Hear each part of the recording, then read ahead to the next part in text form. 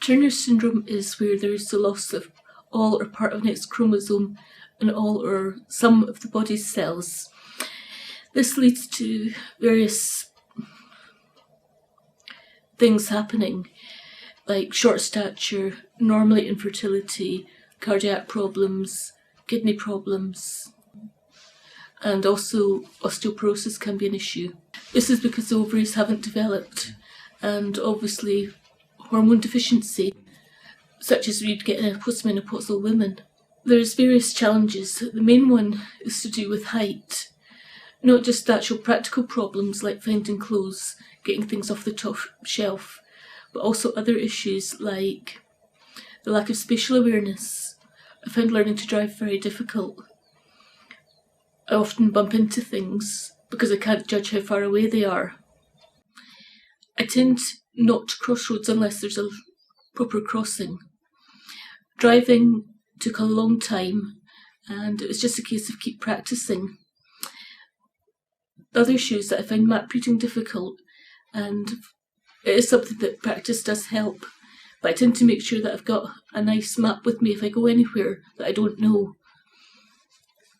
and sort of plan beforehand and make sure that I've got the person who I'm meeting's phone number, so if I have any problems I could ring.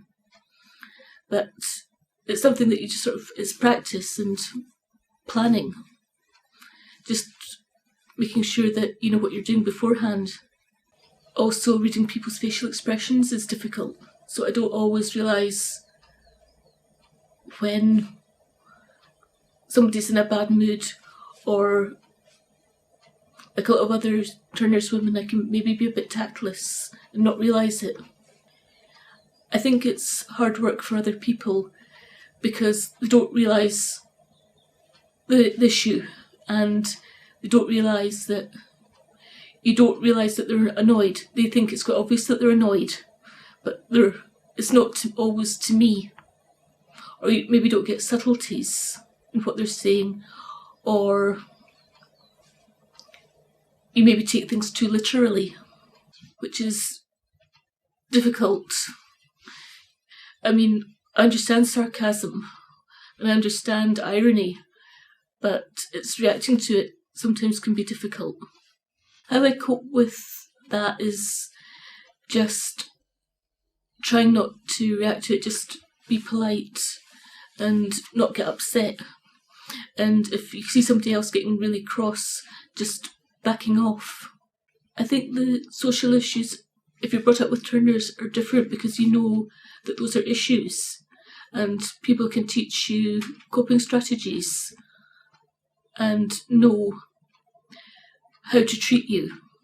They know that you maybe find certain issues difficult, and therefore they make allowances for that. They'll maybe phrase something differently. It's not so much that you're treated differently, but there's more understanding now of the challenges faced. Healthcare has changed a lot since I was originally diagnosed. There's much more, the issues are taken seriously, there's more awareness of what the issues are, and there's much more consultation with the patients about what they think is the way forward. Beforehand, it used to be the doctor would tell you how they wanted to proceed, whereas now there's much more, well, I think this is the best way forward. What do you think? I think healthcare has definitely improved in the last 20-25 years, especially the advent of the specialist Turner clinics. They're extremely important because general practitioners don't really have the experience and resources to deal with the specialist problems that Turner's women have. My GP is very good. She knows what she doesn't know and is happy to refer me on if she thinks it's appropriate. And the Turner's Clinic in Edinburgh is very good.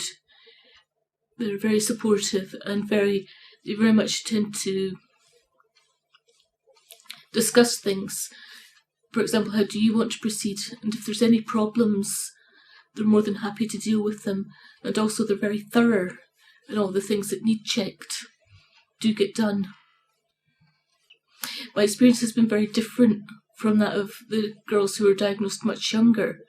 I knew that there was something different because I was much smaller than everybody else in my class. And my mother was concerned, but the doctors said, oh no, there's nothing wrong with her. She's just little.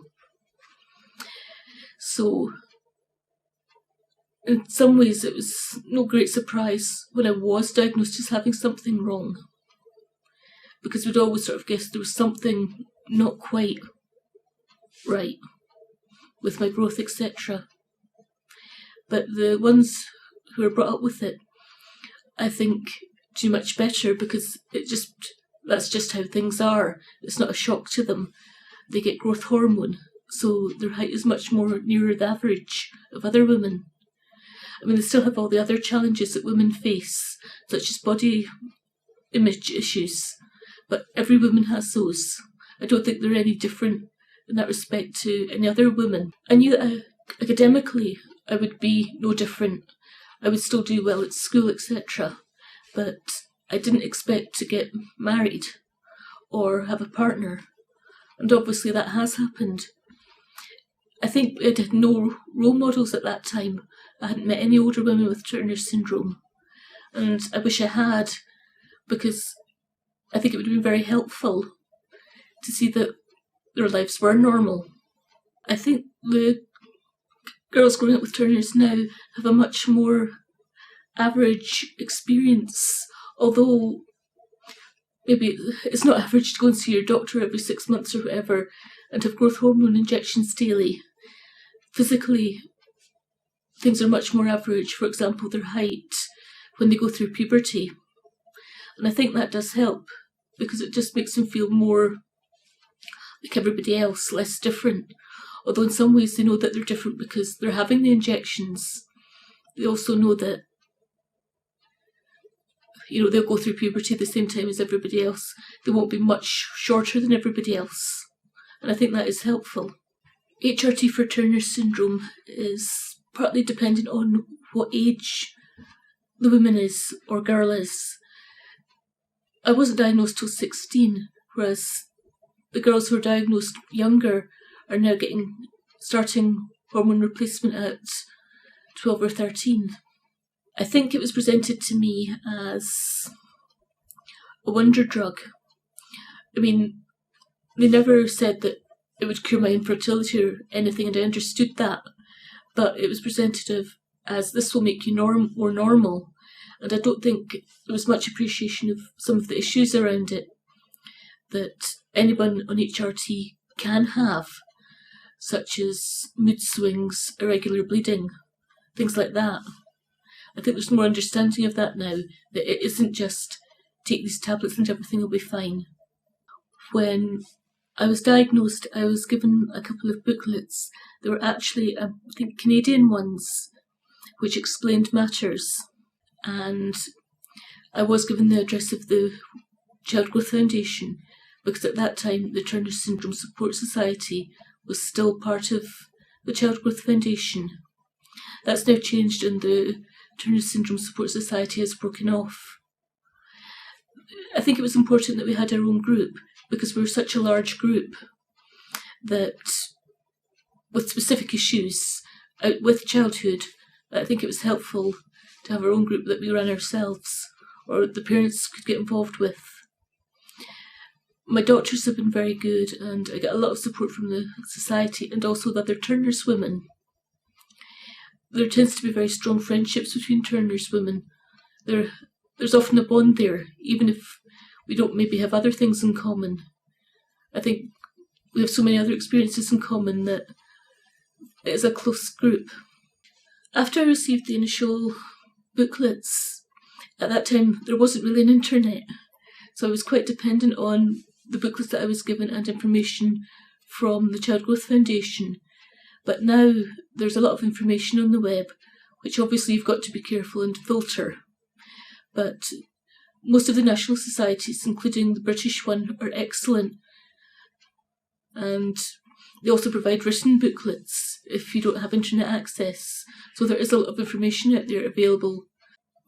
I frequently have had to provide health professionals with information. because a lot of them have no experience of dealing with Turner syndrome. For example, I've had to say, well, I'll need bone density scans, and diabetes or thyroid can be a problem, I'll need regular blood tests for that. But especially with the specialist clinic, I think that is improving. I also, as I said before, I think doctors' attitudes are changing. They're taking the issues much more seriously, and the issues are being much more recognised. For example, at 16, I was sent out the room while my mother had a discussion with the doctor about what was happening. That just wouldn't happen nowadays, I don't think. The whole attitude of the medical profession towards this has changed. I think it's important to be informed before you see your health professional, if possible, and say what you think, so you can have a proper discussion about your healthcare and make an informed choice about what's happening. Obviously, you have to be guided by their opinions, but if you sort of know what to expect beforehand, I think it's helpful. And also, I think the girls growing up, I think it's important that they're included in decisions about their care as appropriate to their age. I think what would have improved my condition management is if what's known now was known 20 years ago, because things have improved a lot since then. But I think there's still more could be done with teaching the younger women coping strategies. For example, navigation, use of GPS if need be, things like that. Just training in how to read facial expressions would be helpful. And a reminder to them that although they are normal, they do need the support of the healthcare professionals. I think the first advice that I would give a woman or parents who've just faced a diagnosis of Turner syndrome is not to panic. Life will go on as normal. It'll just be a little bit different because you will face a different set of challenges and issues to most people. But there isn't anything usually that can't be overcome or learnt to be coped with.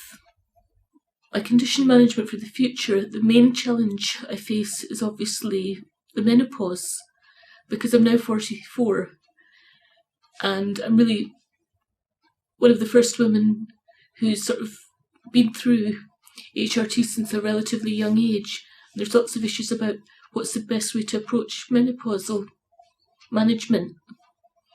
And really at this moment we don't really know. It's very much an individual thing. I'm trying to decide between the woman and the doctor how to proceed. For example, when do you stop HRT? Do you reduce the hormones before menopause? How do you do that without causing other issues? So that's a challenge for the future. And I think my experiences will make it easier for the younger women who maybe face the same issues in 20 years' time. And hopefully they'll learn from them and have fewer issues.